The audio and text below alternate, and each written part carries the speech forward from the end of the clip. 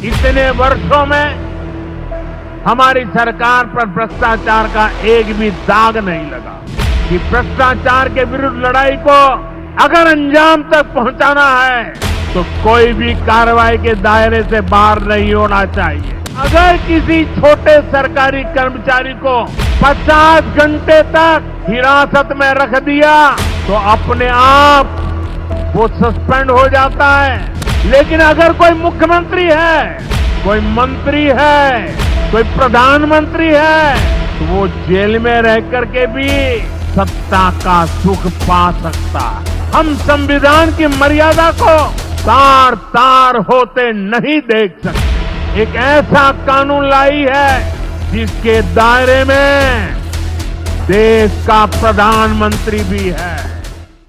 देश की संसद में एक ऐसा मुद्दा गुंजा जिसने सत्ता और विपक्ष दोनों को नई सियासी खेमेबंदी की तरफ धकेल दिया है। सवाल यह है कि क्या गंभीर आपराधिक मामलों में फंसे प्रधानमंत्री या मुख्यमंत्री को पद पर बने रहने का हक होना चाहिए? क्या भ्रष्टाचार और आपराधिक राजनीति के खिलाफ यह सरकार का मास्टर स्ट्रोक है या विपक्ष को कमजोर करने की चाल?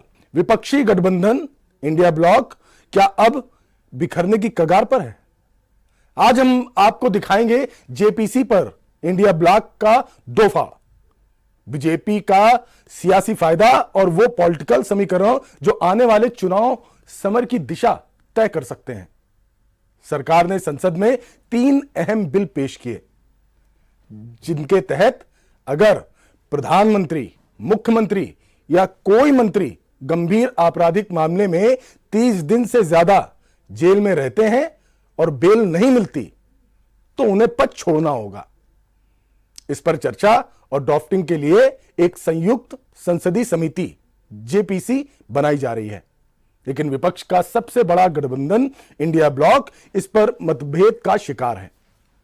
लोकसभा में 130वें संविधान संशोधन पर विपक्ष एकजुट दिखा, लेकिन अब जेपीसी को लेकर कांग्रेस और लेफ्ट कहते हैं शामिल होना जरूरी है, जबकि टीएमसी और आप, सपा, शिवसेना, यूबीटी कह रहे हैं जेपीसी में कोई मतलब नहीं। यह दिखाता है जेपीसी किसी मतलब का नहीं है, साफ कर दिया। अब कांग्रेस को डर है अगर इंडिया ब्लॉक ने बॉयकॉट किया तो वाईएसआर कांग्रेस, बीजेडी, बीआरएस जैसे दल विपक्ष की भूमिका हथिया लेंगे। कांग्रेस का मानना है जेपीसी में शामिल होकर भले ही बहुमत सरकार का हो, विपक्ष अपनी बात दर्ज करवा सकता है। रिपोर्ट में असहमति का जिक्र होना ही बड़ा हथियार है। कांग्रेस अपने सहयोगियों DMK, RJD, JMM, NCP, Sharad Pawar गुट से लगातार संपर्क में है। टीएमसी का कहना है हमने बिल का संसद में विरोध किया है, जेपीसी सिर्फ नाटक है। वहीं आप नेता संजय सिंह ने कहा बिल भ्रष्टाचार खत्म करने का नहीं, विपक्ष को टारगेट करने का है। वहीं शिवसेना, उद्धव गुट और सपा टीएमसी के साथ है, यानी इंडिया ब्लॉक में 2 खेमे बन चुके हैं, एक कांग्रेस लेफ्ट का और दूसरा टीएमसी आप का। अब आपको बताते हैं कि विपक्ष के बंटने से सरकार को कितना बड़ा फायदा मिल सकता है। विपक्ष भ्रष्टाचारियों का हितैषी है, यह नैरेटिव मजबूत होगा। बिहार जैसे चुनावी राज्यों में बीजेपी इसे चुनावी हथियार भी बनाएगी।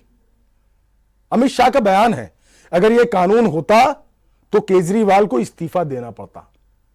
जेल से रहकर सरकार नहीं चलाई जा सकती, जमानत मिले तो फिर से शपथ लेकर पद संभाल सकते हैं। वहीं जनता की नजर में यह बिल भ्रष्टाचार विरोधी सख्ती लगता है, लेकिन विपक्ष कह रहा है सिर्फ राजनीतिक टूल है। लेकिन सवाल है क्या बीजेपी का क्लीन पॉलिटिकल नैरेटिव सफल होगा या विपक्ष इसे तानाशाही साबित करेगा? इंडिया ब्लॉक के भीतर लीडरशिप की लड़ाई खुलकर सामने आ सकती है। कांग्रेस चाहती है वो विपक्ष की धुरी बनी रहे और टीएमसी चाहती है कि हम कांग्रेस की पिछलग्गू नहीं बनेंगे। 2024 के बाद 2029 के चुनाव तक असर डालने वाला यह टकराव विपक्ष की एकजुटता पर बड़ा सवाल है। वहीं इस पूरे मामले को लेकर संवैधानिक विशेषज्ञ कहते हैं कि बिल का मकसद अच्छा है, लेकिन इसका दुरुपयोग रोकने की गारंटी चाहिए। जेपीसी रिपोर्ट विपक्ष की आवाज दर्ज करने का एकमात्र मंच है। वहीं राजनीतिक विश्लेषकों का कहना है कि अगर विपक्ष बटा तो बीजेपी को क्लीन पॉलिटिक्स का चेहरा मिलने से कोई नहीं रोक सकता। अब बिहार विधानसभा चुनाव करीब है। भ्रष्टाचार विरोधी एजेंडा बीजेपी का बड़ा चुनावी हथियार हो सकता है। विपक्ष अगर बटा तो जनता के बीच संदेश जाएगा कि ये पार्टियां ईमानदार नहीं बल्कि डर रही हैं। तो एक तरफ बीजेपी इसे भ्रष्टाचार खत्म करने का ब्रह्मास्त्र बता रही है, तो दूसरी तरफ विपक्ष कह रहा है यह बिल लोकतंत्र खत्म करने की चाल है। लेकिन सच यही है कि इंडिया ब्लॉक का बिखराव बीजेपी को और मजबूत बना रहा है।